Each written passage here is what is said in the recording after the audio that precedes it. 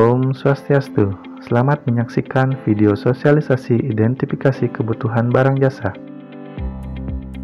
Dasar hukum pelaksanaan identifikasi kebutuhan barang jasa yaitu Perpres nomor 12 tahun 2021 tentang perubahan atas Perpres nomor 16 tahun 2018 tentang pengadaan barang jasa pemerintah. Perlem LKPP nomor 11 tahun 2021 tentang pedoman perencanaan pengadaan barang jasa pemerintah, dan Keputusan Deputi 2 Bidang Monitoring Evaluasi dan Pengembangan Sistem Informasi LKPP nomor 10 tahun 2019 tentang Juknis Perencanaan Pengadaan Barang Jasa Pemerintah.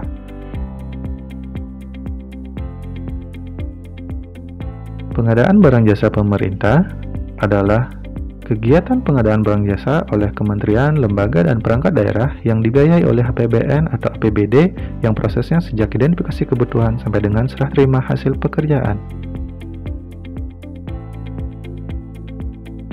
Tahapan pengadaan barang jasa meliputi perencanaan pengadaan, persiapan pengadaan, persiapan pemilihan, proses pemilihan, pelaksanaan kontrak, dan serah terima hasil pekerjaan.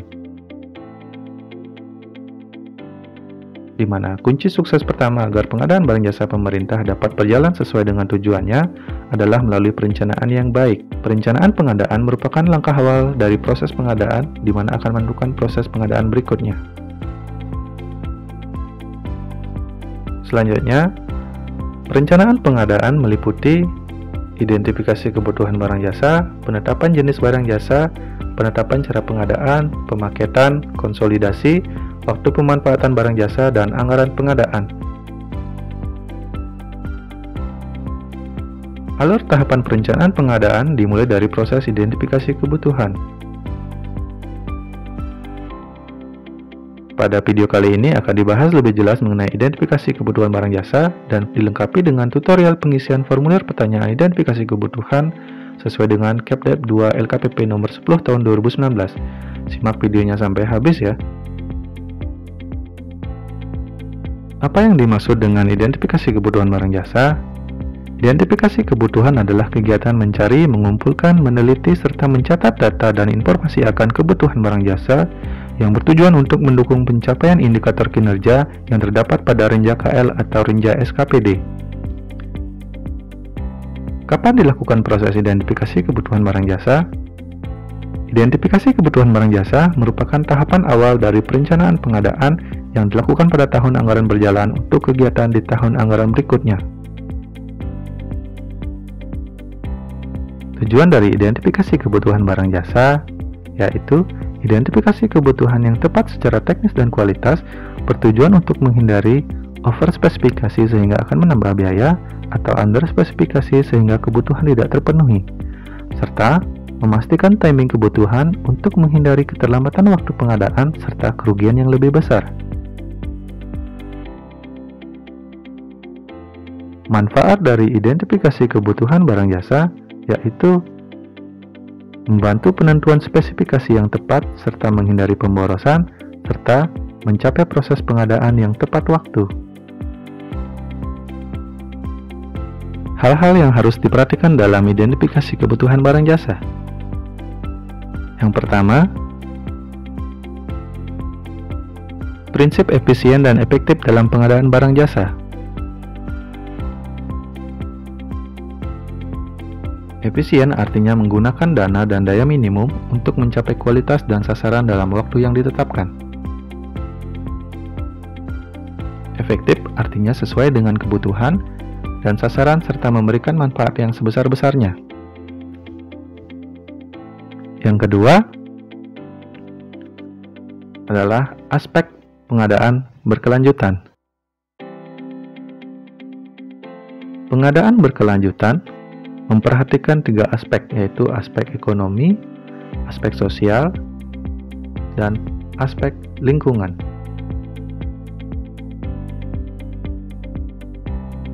Yang ketiga, penilaian prioritas kebutuhan. Penilaian prioritas kebutuhan terkait dengan penentuan barang jasa yang karena sifat kebutuhannya perlu didahulukan proses pengadaannya, sehingga barang jasa dibutuhkan tersedia tepat waktu. Yang keempat, barang jasa pada katalog elektronik. Memanfaatkan produk pada e-katalog sebagai bahan masukan dalam penyusunan kebutuhan dalam hal ketersediaan dan kemampuan pelaku usaha. Yang kelima, konsolidasi pengadaan barang jasa. Pada tahap identifikasi kebutuhan, konsolidasi berdasarkan komoditas serta kesatuan sistem barang jasa. Yang keenam, barang jasa yang telah tersedia, dimiliki atau dikuasai. Menggunakan database BMN atau BMD dan atau daftar riwayat kebutuhan barang jasa sebagai sumber data dan informasi yang diperlukan. Bagaimana proses identifikasi kebutuhan barang jasa? Proses kebutuhan barang jasa diawali dengan pemanfaatan data historis pengadaan atau pembelian pada periode sebelumnya melalui proses spend analysis. Dilanjutkan dengan proses spend analysis diawali pada tahap input dengan mengumpulkan data belanja pengadaan periode sebelumnya. Kemudian, pemrosesan terhadap data belanja pengadaan periode sebelumnya yang dilakukan dengan analisis yang tepat dan menyeluruh untuk mendapatkan informasi lengkap yang mendukung penyusunan strategi dan rencana pengadaan. Diakhiri dengan simpulan hasil akhir sebagai dasar pengambilan keputusan strategis mengenai identifikasi kebutuhan untuk masa yang akan datang. Jenis-jenis identifikasi kebutuhan barang jasa. Yang pertama, identifikasi kebutuhan barang. Dalam identifikasi kebutuhan barang, perlu memperhatikan hal-hal berikut. Kemudahan untuk memperoleh barang di pasaran, TKDN, jumlah produsen, keterangan asal barang, kesesuaian barang, status kelayakan barang, jadwal kebutuhan barang, pihak yang memerlukan, dan persyaratan lainnya. Yang kedua, identifikasi kebutuhan pekerjaan konstruksi. Dalam identifikasi pekerjaan konstruksi, perlu memperhatikan kesesuaian kebutuhan, kompleksitas, keterlibatan usaha kecil, waktu penyelesaian, penggunaan barang, persentase bagian atau komponen dalam negeri, studi kelayakan, desain pekerjaan, dan pembebasan lahan.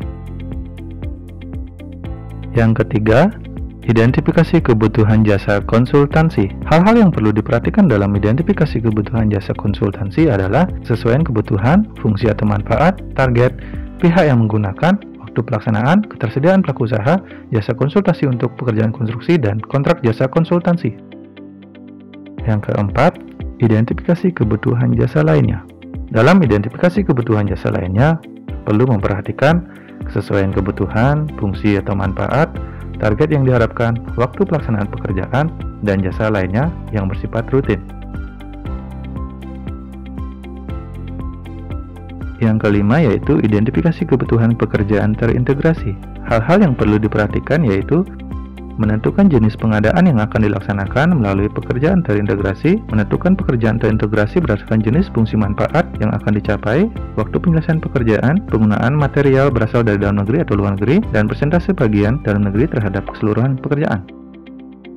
Hasil dari identifikasi kebutuhan barang jasa mencakup nama barang jasa, kriteria barang jasa, misalnya berupa produk dalam negeri atau barang impor, kemudian kriteria pelaku usaha, apakah termasuk usaha kecil atau non-kecil, kemudian uraian pekerjaan, dan lokasi pekerjaan. Dokumen identifikasi kebutuhan barang jasa, yaitu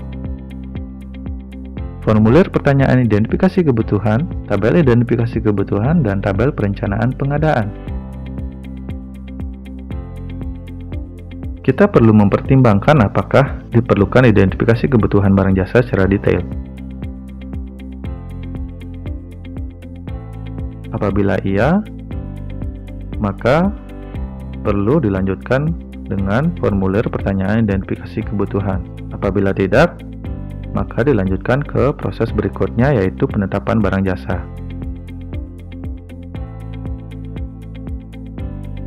Barang jasa yang dapat dianalisis lebih detail yaitu belanja modal, barang jasa yang berbasis proyek, barang jasa dengan spesifikasi khusus, barang jasa yang menggunakan teknologi tinggi, barang jasa yang memiliki risiko tinggi, barang jasa yang menggunakan peralatan yang didesain khusus, serta barang jasa yang memiliki dampak luas.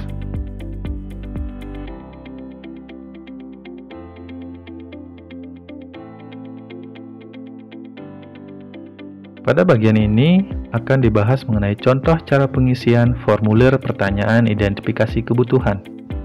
Formulir ini berdasarkan lampiran Keputusan Deputi 2 Bidang Monitoring Evaluasi dan Pengembangan Sistem Informasi LKPP Nomor 10 Tahun 2019 tentang petunjuk teknis perencanaan pengadaan barang jasa pemerintah. Formulir pertanyaan identifikasi kebutuhan ini dibuat per barang atau per jasa, di mana sebagai contoh, pada tahun anggaran selanjutnya direncanakan untuk belanja modal misalnya 10 item barang, maka perlu mengisi 10 formulir pertanyaan identifikasi kebutuhan. Selanjutnya, mengisi formulir perencanaan pengadaan berdasarkan hasil identifikasi kebutuhan barang atau jasa.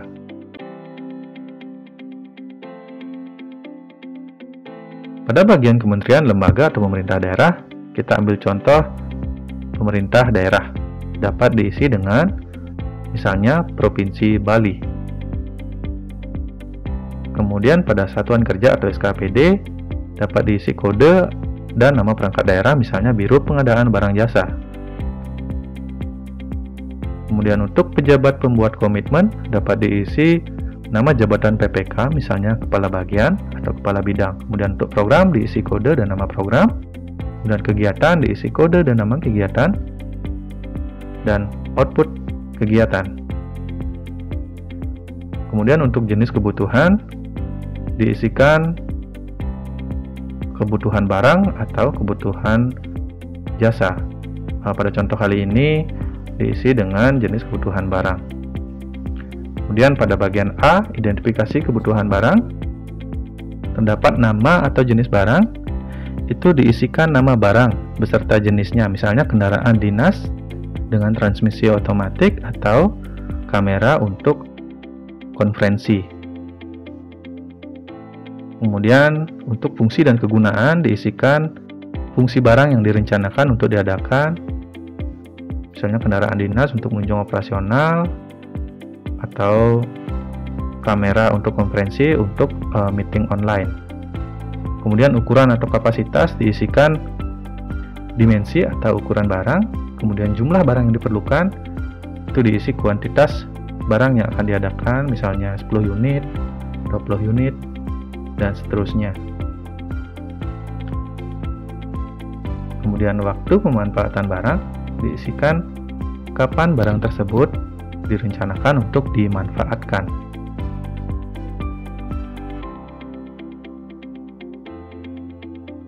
Pada bagian pihak yang akan menggunakan atau mengelola barang diisikan siapa nanti yang menggunakan barang tersebut.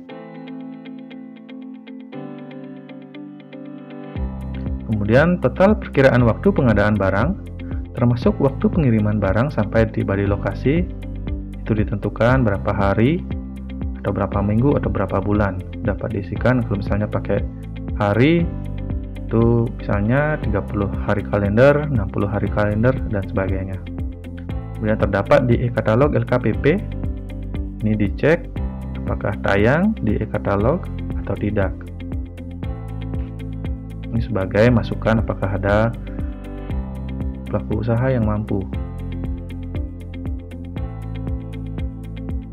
Kemudian tingkat prioritas kebutuhan barang diidentifikasi apakah prioritas tinggi, sedang, atau kecil.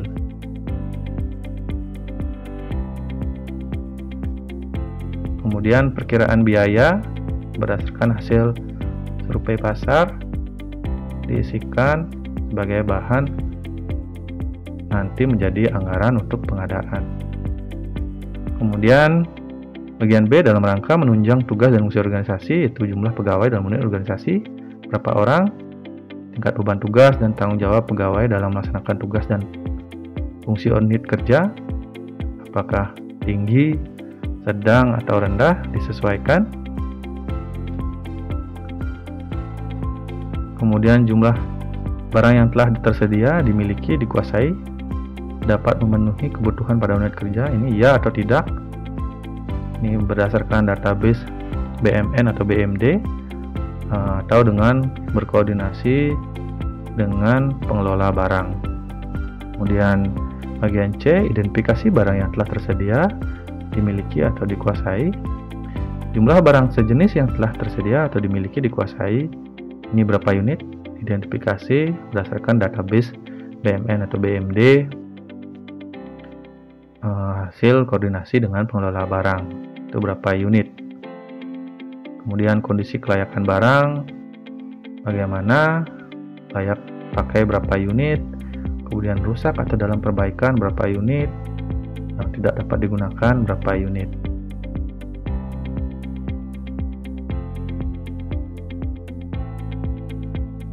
Kemudian lokasi keberadaan barang, di mana tempat barang yang sudah dimiliki atau dikuasai, atau di ruangan mana saja ditempatkan, itu diidentifikasi. Dan sumber dana pengadaan barang yang telah tersedia, dimiliki atau dikuasai, sumbernya dari mana saja, misalnya dari APBN berapa unit, dari APBD berapa unit, atau dari sumber dana lainnya. Itu silakan diidentifikasi. Kemudian bagian D, identifikasi pasokan atau suplai barang. Pertama, kemudahan memperoleh barang di pasaran Indonesia sesuai dengan jumlah yang dibutuhkan. Apakah mudah atau tidak? Ini berdasarkan hasil survei pasar, termasuk kemudahan perbaikan, kemudahan memperoleh suku cadang, dan lain sebagainya. Sumbernya dapat dari survei pasar atau melalui survei pada internet atau website pelaku usaha, atau diskusi dengan beberapa pelaku usaha, atau dengan data dari spend analysis. Saran surveinya apakah mudah atau tidak. Kemudian, apakah terdapat produsen atau pelaku usaha yang dinilai mampu dan memenuhi syarat? Apakah banyak atau terbatas? Kemudian, untuk kriteria barangnya dapat dipilih lebih dari satu, apakah termasuk produk dalam negeri atau barang impor, pabrikan, produksi tangan atau manual, atau produksi kerajinan tangan. Kemudian untuk persyaratan barang memiliki nilai TKDN tertentu, apakah dipersyaratkan atau tidak. Apabila ya dipersyaratkan, diisi paling sedikit nilai TKDN-nya berapa persen. Saya sebagai contoh ditulis 40%. Kemudian pada bagian E, persyaratan lain yang diperlukan seperti cara pengiriman, pengangkutan, pemasangan, cara penimbunan atau penyimpanan, cara pengoperasian atau penggunaan. Misalnya cara pengirimannya apakah menggunakan ekspedisi atau bagaimana. Kemudian cara pengangkutannya itu melalui angkutan darat, laut, atau udara. Kemudian cara penimbunan, pemasangan, silakan ditentukan. Misalnya penimbunan, penyimpanannya harus disimpan di dalam ruangan, seperti itu. Kemudian cara pengoperasian atau penggunaan, apakah caranya otomatis atau manual. Kemudian kebutuhan pelatihan untuk pengoperasian atau pemeliharaan barang, itu apakah diperlukan. Kemudian aspek pengadaan berkelanjutannya, itu misalnya diisi barangnya ramah lingkungan. Pada bagian F, konsolidasi pengadaan barang. Apakah terdapat pengadaan barang sejenis pada kegiatan lain? Ada atau tidak? Ini bisa sebagai contoh misalnya pengadaan PC atau laptop dari dinas atau perangkat daerah A sampai Z. Itu apakah ada atau tidak? Kemudian untuk indikasi konsolidasi atas pengadaan barang, apakah direkomendasikan atau tidak direkomendasikan untuk dilakukannya konsolidasi pengadaan. Sebagai catatan, pertanyaan pada daftar pertanyaan formulir ini itu dapat ditambah atau dikurangi sesuai dengan kebutuhan. Demikianlah video mengenai identifikasi kebutuhan barang jasa serta contoh pengisian formulir pertanyaan identifikasi kebutuhan. Untuk pendalaman materi terkait identifikasi kebutuhan, contoh formulir pertanyaan identifikasi kebutuhan, dan kuesioner evaluasi kegiatan sosialisasi ini, silakan pindai QR code berikut atau klik link pada deskripsi video ini. Klik like jika video ini bermanfaat. Kalau ada pertanyaan, kritik, dan saran, silakan tulis pada kolom komentar. Terima kasih. Om Santi Santi Santi Om.